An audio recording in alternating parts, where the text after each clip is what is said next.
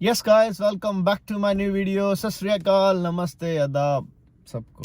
आशा करता हूँ कि सब अच्छे होंगे। अपना भी बढ़िया मौसम है आज, और कुछ फ्री था, डिलीवरी पे आया था, सोचा एक इम्पोर्टेंट मैसेज देना है। आपने देख लिया होगा टाइटल किस चीज़ के ऊपर है, और जो आजकल चल भी रहा है, काफ़ी कुछ मतलब देखने को मिलता है। हमें तो यहाँ पे कुछ देखने को मिलता है जो स्पेशली इंडिया से आते हैं। तो चलो स्टार्ट करते हैं टॉपिक, ज़्यादा टाइम नहीं लगते।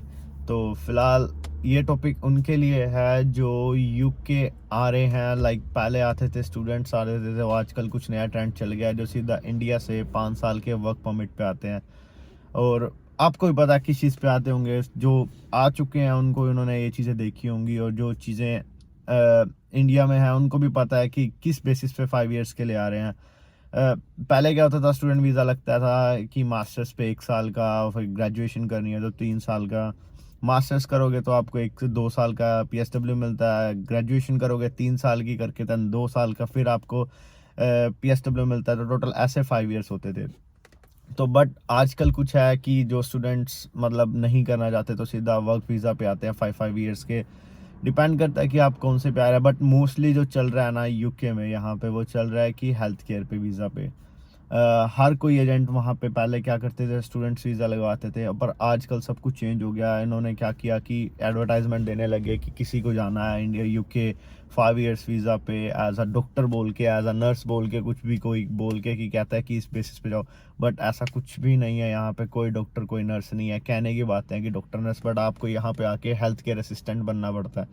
हेल्थ केयर असिस्टेंट आप चेक कर लो कि किस चीज़ का काम होता है, कि डिपेंड्स करता है कि आप कहाँ पे करते हो। मोस्टली केयर असिस्टेंट ये होते हैं कि आप हेल्थ केयर में काम करते हो, लाइक एज अ जो हमारे सीनियर होते हैं, या फिर कुछ भी मेंटल या कुछ भी लगा लो, उनकी लुक आफ्टर करनी है, उनका प्रॉपर जो भी होता है कि लाइक एक डिसेबल पर्सन है उसको आप क्या क्या करते हो। लाइक हम बोलते हैं ना कि हमारे मम्मी पापा हो जाते हैं तब थोड़े से एज वाइज, तो हम उनकी प्रॉपर केयर करते हैं। तो वो चीज़ें यहाँ पे होती है, उसको ये 5 इयर्स का वीज़ा देते हैं। तो फिलहाल आजकल वही चल रहा है, हर कोई ये बोल के भेज देता है कि 5 साल पे। बट चलो वो भी खैर है कि आप आ जाते हो 5 साल में, बट दिक्कत क्या आ रही है आजकल के टाइम में। अब मान लो कि इंडिया से किसी ने एजेंट ने आपको बोल दिया कि 5 इयर्स का वीज़ा है, जो आपको आजकल चल रहा है 20-25 अप्रोक्स 20 लाख के लगभग। तो लगा लो कि आप, चलो एक बार माइंड में आता है कि आपकी चलो 5 साल के वीज़ा पे चलते हैं। आप तैयार हो जाते हो, क्योंकि स्टूडेंट की फ़ीस ही 12-13 हज़ार पाउंड होती है 1 साल की। तो मास्टर्स पे आते तो 12-13 लाख। तो क्यों ना बंदा सोचे एक बार कि 5-6 लाख फालतू लगा के मैं सीधा 5 साल के वर्क वीज़ा पे जाऊँ। और 5 साल के बाद आप, यहाँ का एक रूल भी है, वो भी थोड़ा चेंजेस हो रहे हैं अभी, बट 5 साल के बाद आप ILR कर सकते हो अप्लाई। फिर देन उसके बाद अपना पासपोर्ट वगैरह जो भी है, ये चीज़ें हो सकती है। तो सीधा 5 साल के हर कोई सोचता है कि क्यों ना चला जाए इस चीज़ पे।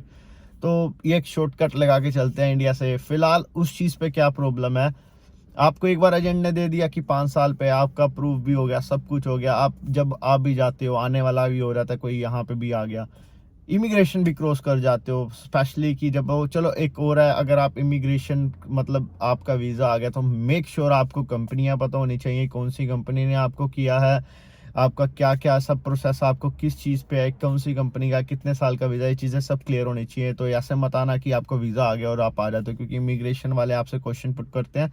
तो मेक श्योर उसके आपके पास आंसर होने चाहिए। एंड देन सेकंड, चलो आ भी जाते हो, इमिग्रेशन क्लोज कर लेते हो, उनकी ज्वाइनिंग भी हो जाती है समटाइम्स।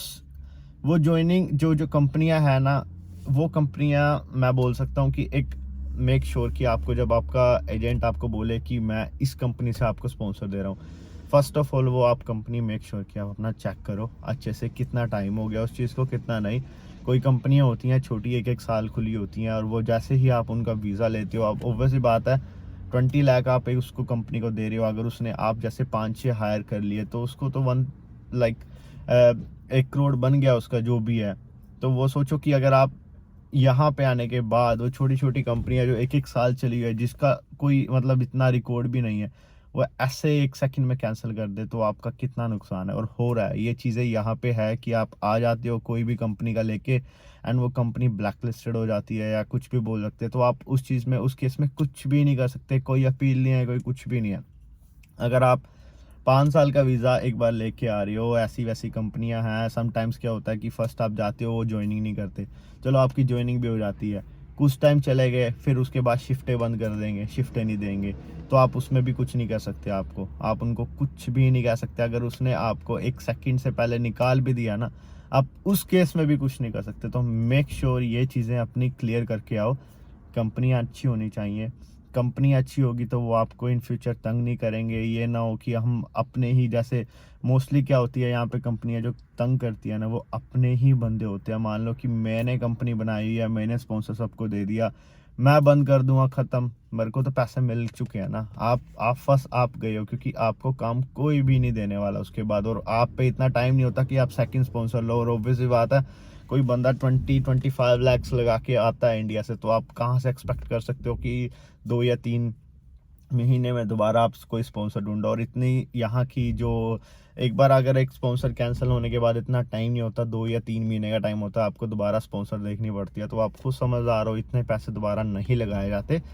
तो मेक श्योर कि ऐसी गलतियां मत करो कि सीधा एजेंट ने बोला कि हाँ ये कंपनी है, ठीक है मुझे दे दो, आप पे आ भी गया, आ जाओगे, उसके बाद वो कंपनियां आपको काम नहीं देगी। और ये हो रहा है। इवन आप यहीं यूके में रह के भी ये चीज़ें करते हो ना, तब भी कहीं कंपनियां वर्क नहीं देती। तो आपको काम सिर्फ लीगली जो कर सकते हो ना, 40 आवर्स या 60 आवर्स का कॉन्ट्रैक्ट होता है, आप सिर्फ उसी कंपनी के साथ कर सकते हो। ये नहीं है कि किसी भी कंपनी के साथ कर लिया और देन उसके पैसे आपने अपने अकाउंट में ले लिए। ऐसे नहीं कर सकते इस काम में। या तो फिर आपको कोई कैश पे काम देखना पड़ेगा, और कैश पे कितना टाइम काम करोगे, वैसी बात है, परेशान हो जाओगे। और वो जो कैश पे काम करोगे ना, जो दूसरी कंपनी को आपको चाहिए, उसकी पे स्लिप्स भी चाहिए। जब आपको ILR अप्लाई करनी पड़ेगी तो पे स्लिप्स मस्ट चाहिए उसकी, तब आपका रिकॉर्ड होगा कि हाँ आपने 5 साल यहाँ पे काम किया।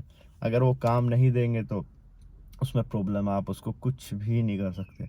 तो मेक श्योर उसका बैकग्राउंड चेक करो। अगर उसका बैकग्राउंड अच्छा है, कोई ब्रिटिश है या फिर कोई अच्छे मतलब अपने बंदे, कोशिश करो अपने बंदों को अवॉइड करो, और मोस्टली अपने बंदों पे ज़्यादा ये चीज़ें हैं।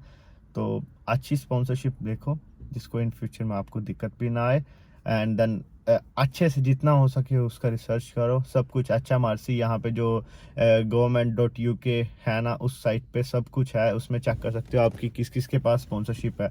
स्पॉन्सरशिप लाइसेंस चेक करो, उसके पास उसका नाम आ जाएगा कि भाई इस कंपनी, अगर वो जैसे बोलता है एजेंट इस कंपनी, वो कंपनी का नाम उस पर सर्च करो, ऊपर सीधा डायरेक्ट सर्च हो जाएगा। चेक करो, अगर उस पर स्पॉन्सरशिप है तो देन यस करो, अदरवाइज सीधा मत आओ। क्योंकि काफ़ी स्टूडेंट ऐसे हैं जो लेके आ चुके हैं, उनको काम नहीं मिल रहा, बड़े परेशान होते हैं। बाद में 1-1, 2-2 महीने ऐसे ही घर बैठे रहते हैं, और उसके बाद जब कंपनियां बंद होती है तो आप कुछ भी नहीं कर सकते। और कंपनी बंद होने के बाद आपके पास इतना टाइम नहीं होता। यूके में आप लीगली रहो, फिर इनलीगल रहना पड़ेगा। और इनलीगल के लिए आजकल बहुत ज़्यादा ड्रामे हुए हैं। हर कोई मतलब इतना इमिग्रेशन स्ट्रिक्ट हुई है ना, डेली कोई ना कहीं आपको इस चीज़ में छापे छुपे चलते रहते हैं कि चेक करते रहते हैं कौन इनलीगल काम कर रहा है कौन नहीं। तो क्यों इन चक्करों में पड़ना है, जब आप कितने पैसे दे रहे हो तो मस्त उस चीज़ों को करके चलो।